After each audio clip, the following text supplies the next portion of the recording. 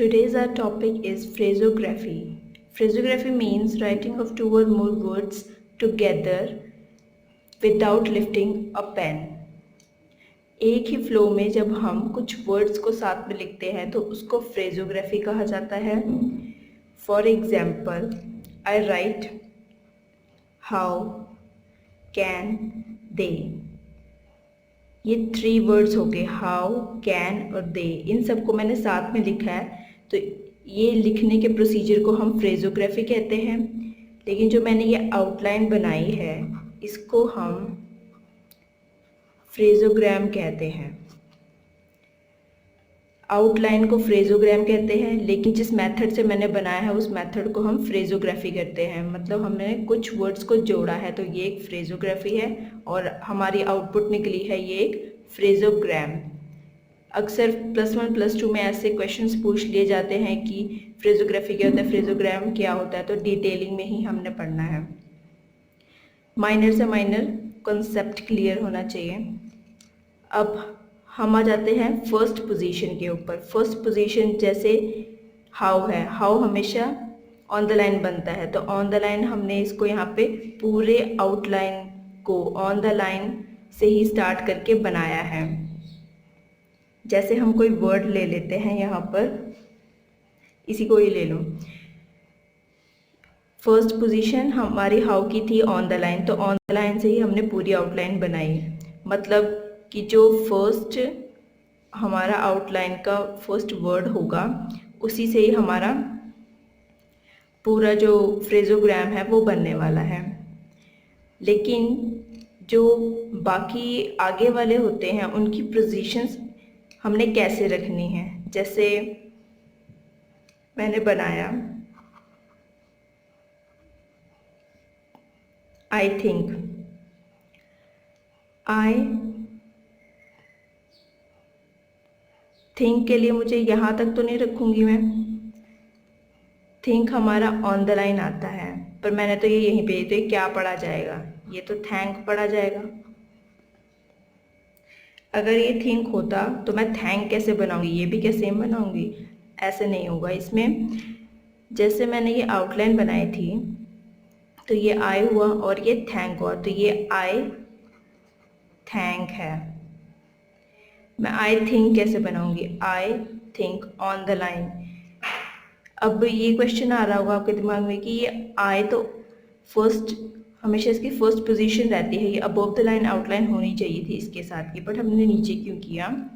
वो इसलिए ताकि हम आगे के जो हमारे वर्ड्स हैं उनकी जो आउटलाइन है उसको भी हम कैचअप कर सके साथ में. इसीलिए जो है हमेशा आउटलाइन को थोड़ा ऊपर या नीचे किया जाता है. अपने डिमांड के अनुसार हम इसे ऊपर और नीचे कर लेते हैं. तो ये हमारा आउट थिंक हो गया. जैसे कैन था, कैन तो हम यहाँ पर ऐसे हमने बनाया है, ये तो हम पढ़ सकते हैं. हाउ के बाद कैन जो है ऑन द लाइन है, इसको तो हम पढ़ सकते हैं, इसीलिए इसको चेंज नहीं किया गया. लेकिन यहाँ पर जो है हम इसको थिंक थैंक कुछ भी पढ़ सकते थे, इसीलिए यहाँ पर जो है इसको चेंज करके ये आउटलाइन इसकी बनाई गई है. और थोड़े एग्जांपल्स हम देख सकते हैं. जैसे विद मच. अब ये क्या है,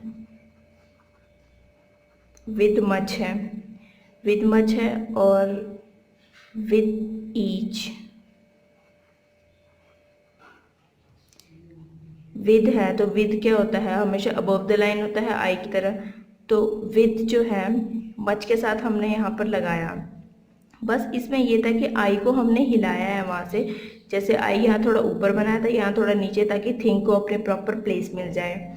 वैसे ही विद है, विद जो है अबव द लाइन होता है. विद मच जो हमारा है हमने ऐसे बनाया, विद ईच ऐसे बनाया.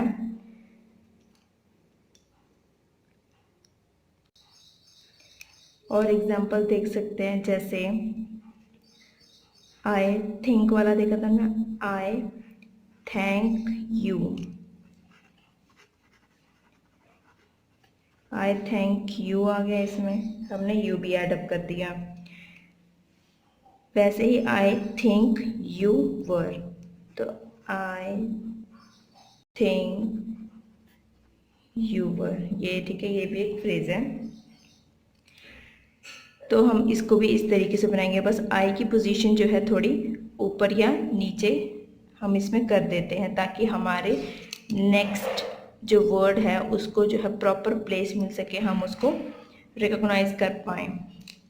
नेक्स्ट, व्हेन आई, जब आई को हम ज्वाइन करते हैं के, एम या एल, इन तीनों स्ट्रोक्स के साथ अगर जब हम ज्वाइन करेंगे तो कैसे करना है।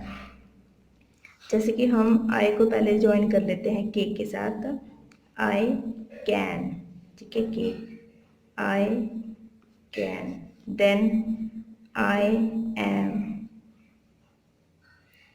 आई विल,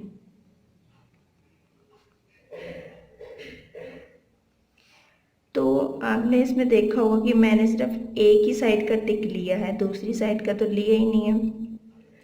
तो मैं दूसरी साइड का इसमें कैसे देते, आई कैन, नहीं तो वो ऐसे बन जाता आई कैन, या आई एम कैसे बनेगा ऐसे, तो आउटलाइन जो है वो ऑकवर्ड हो जाती। और आई विल में जैसे आई विल ऐसे बनाऊंगी मैं, तो फिर इसमें कितना ऑकवर्ड लग रही हैं ये आउटलाइंस। इसीलिए हम इसमें फुल आई का यूज़ नहीं करते हैं, सिर्फ आई की एक पोर्शन, सिर्फ इस साइड का यूज़ करते हैं, देन आगे का हम दूसरी स्ट्रोक यूज़ करते हैं। आई का सिर्फ इतना ही पोर्शन जो है इसमें यूज़ होगा, हाफ पोर्शन यूज़ होगा। इन तीनों के साथ हम आई को इस तरीके से बनाते हैं। नेक्स्ट है हमारे पास ही को हम, अगर हम इसकी एक शॉर्ट फॉर्म देखें, इसका अल्टरनेट देखें तो डार्क टिक, ये जो डार्क टिक दिख रहा है इसको हम यूज़ करते हैं, कहाँ पर यूज़ होता है इसका, सिर्फ फ्रेजेस में ही यूज़ होता है। और कहीं पे भी हम ही को ऐसे खाली नहीं लिखते, क्योंकि हम उसे बट भी पढ़ सकते हैं, इसीलिए खाली इसको ऐसे नहीं लिखा जाता है। ही का अल्टरनेट ये हो गया, ओनली इन फ्रेजेस।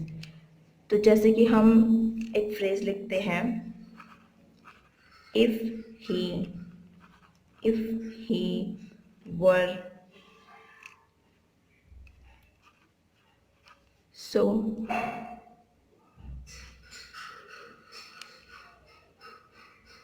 पहले इसको बना लेते हैं, इफ ही यहाँ पर हो गया, इसको हमने बाद में बनाया है ना इफ के, तो इसीलिए हम इसको पढ़ सकते हैं,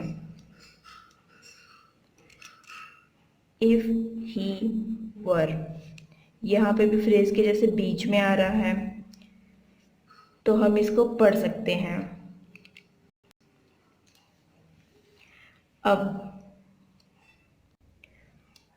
अब ही हो गया, अब हमारे पास आता है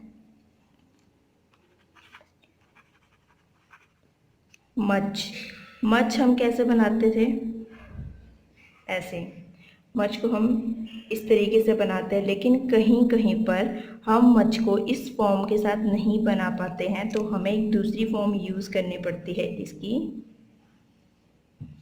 इसकी फुल फॉर्म यूज़ करनी पड़ती है। जैसे कि कहाँ पर करनी पड़ती है,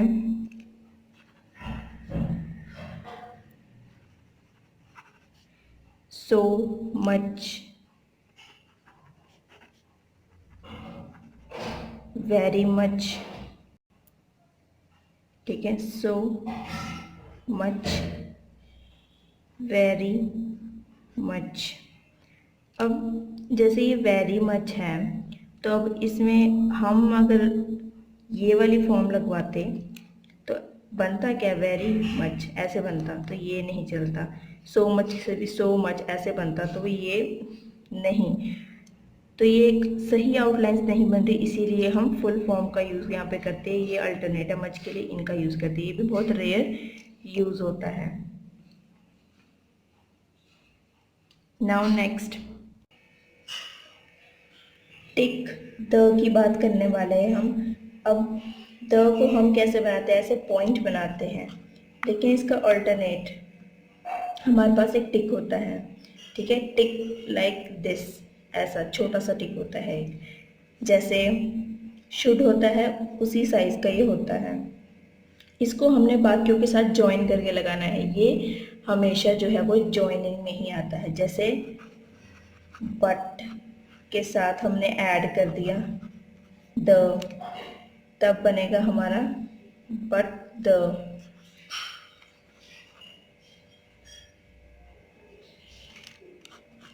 नॉट इंडिया। यहाँ पे आएगा इफ के साथ द लगा दिया, if the,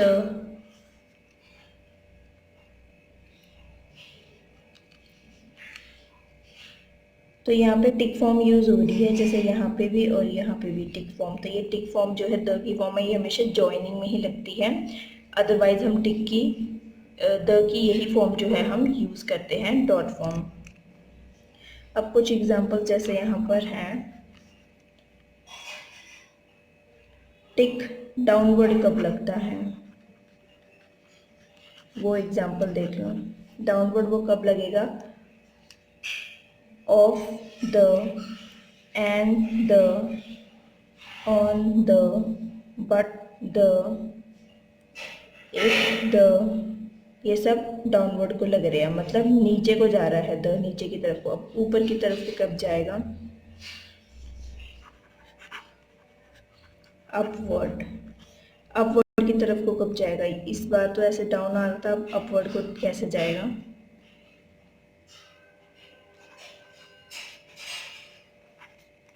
beyond the, beyond the,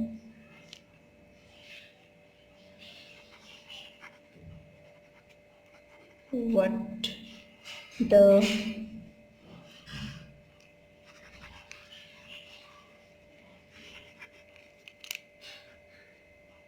at the। तो इसमें हमने देखा कि ये जो है वो अपवर्ड को जा रहा है, ठीक है, अपवर्ड की तरफ को जा रहे हैं ये।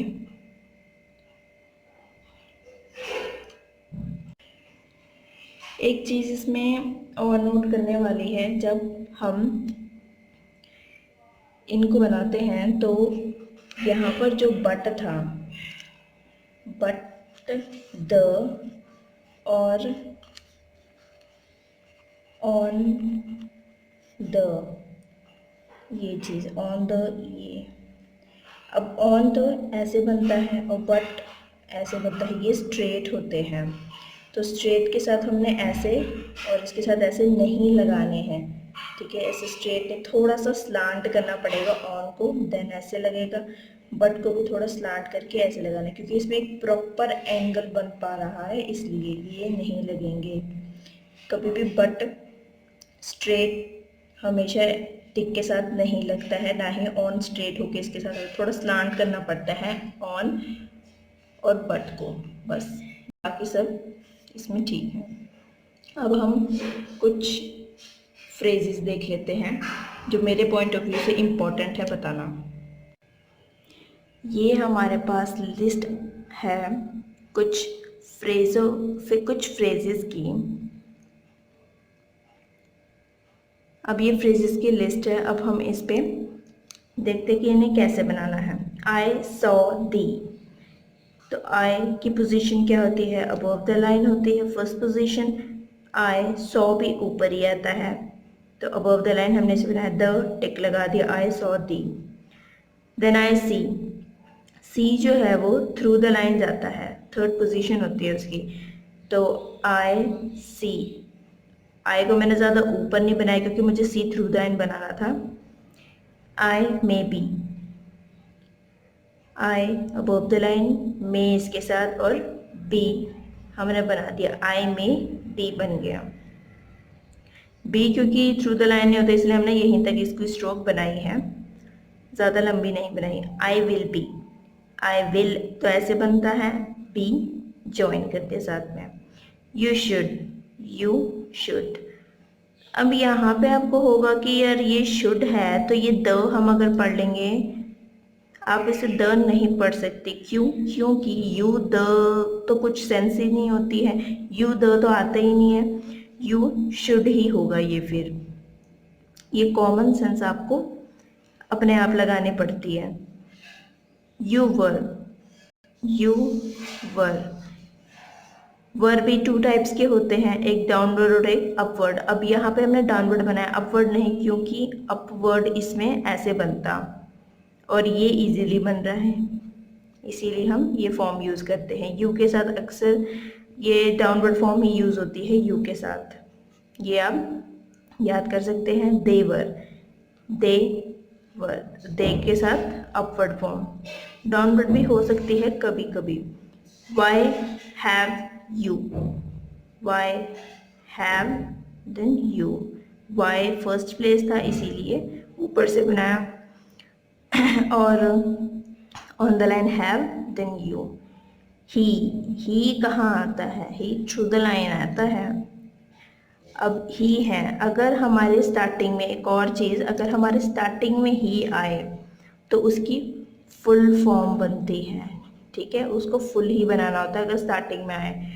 या फिर वो अकेला हो, अगर वो अलोन हो या फिर स्टार्टिंग में आए, तो इन दोनों कंडीशंस में ही की जो है वो फुल फॉर्म बनती है। अब यहाँ पे देखो, ही शुड बी, तो ही थ्रू द लाइन बनता है, देन शुड और देन बी। यहाँ पर हम इसको जो है वो द भी नहीं प्रोनाउंस कर सकते हैं, क्योंकि टिक की द फॉर्म है वो ऐसे बीच में जो है वो यूज़ नहीं होती है, ठीक है, वो हमेशा बट द, ऑन द, इन सब में ही यूज़ होती है, ऐसे किसी फ्रेज में द नहीं यूज़ होता। He should be, he the be तो वैसे भी नहीं होता, तो यहाँ से भी हमें पता चल रहा है। मच, इसमें फुल फॉर्म यूज हुई, क्यों, क्योंकि हम टू के साथ ये वाली फॉर्म नहीं यूज़ कर सकते। विद यू, विद ऐसे बनाए, इसीलिए हम यू ऐसे नहीं बनाएंगे, विद के साथ यू ऐसे ही जॉइन आएगा, तो विद यू। देन ये फ्रेजेस कंप्लीट हो गए। अब next ग्रामरलॉग्स, these are our grammar now see, thank, thank कहाँ पे बनाएंगे हम, above the line बनता है thank। हमें thanked बनाना होगा, तो हम कैसे बनाएंगे, thank then cut it, think, think बनेगा on the line, do above the line and dark, them, ये भी डार्क होता है, वॉज, ये भी dark, whose, through the line and dark, shell, wish, through the line, shell on the line बनता है और विश थ्रू द लाइन, दोनों ही लाइट होते हैं, बस डिफरेंस यही है, ऑन द लाइन ये through the line. With above the line, when on the line, what above the line, would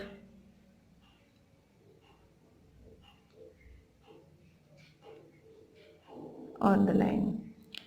अब इन चारों में क्या होता है, हमें हमेशा कंफ्यूजन होती है। तो जैसे with है, वैसे when जो है on the line है, with above the line, when on the line, ठीक है, with above the line, when on the line, what above the line, would on the line, ये रहा, ये चारों कंप्लीट इसमें। तो ऐसे लिख के जैसे याद करना कि with, what, when, would, ऐसे इनको याद करना। ओ जब मतलब हमें कुछ एक्सप्रेशन देना होता है कि ओ ये अच्छा नहीं हुआ या समथिंग लाइक दिस, तो हम यहाँ पे डार्क ये टिक बना देते हैं। सेम एज लाइक ही के लिए जैसे हम ये डार्क टिक बनाते थे, वैसे ही ओ के लिए बनता है, बट ठीक है, ये भी डार्क है, ये भी डार्क है। अबव द लाइन बनता है ही का, ऑन द लाइन बनता है। So that's it, our chapter is complete. If you have any doubts then comment.